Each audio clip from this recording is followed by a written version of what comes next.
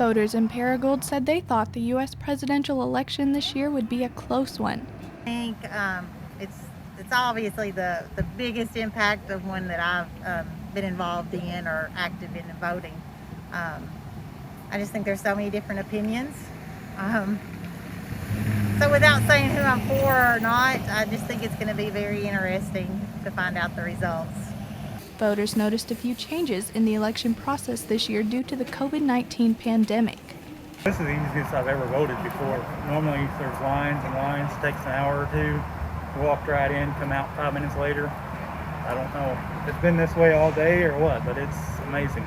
Issue 1 on Arkansas ballots proposed to continue the 0.5% sales tax on state highways, country roads, city streets, bridges, and other transportation options. I'm really for issue 1. I just wish it wasn't permanent. I wish maybe they had done a 10-year instead of making it permanent.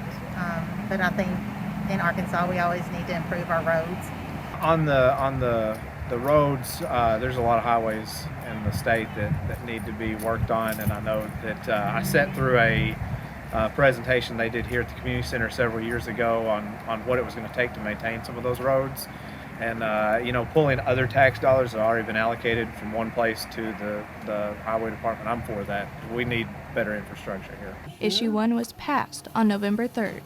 Issue 2 proposed to change Arkansas term limits from 16 years to 12 years with a 4-year break, and then the opportunity to run for 12 more years.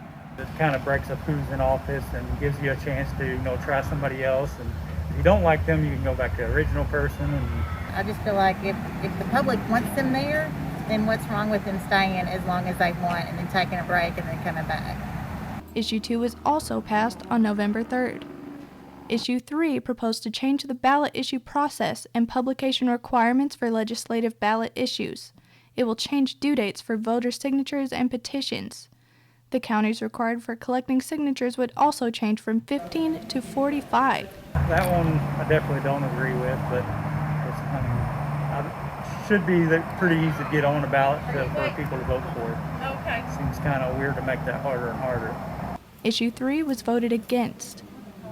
Locally, voters aren't worried about riots or disturbances, but nationally, they don't know what to expect.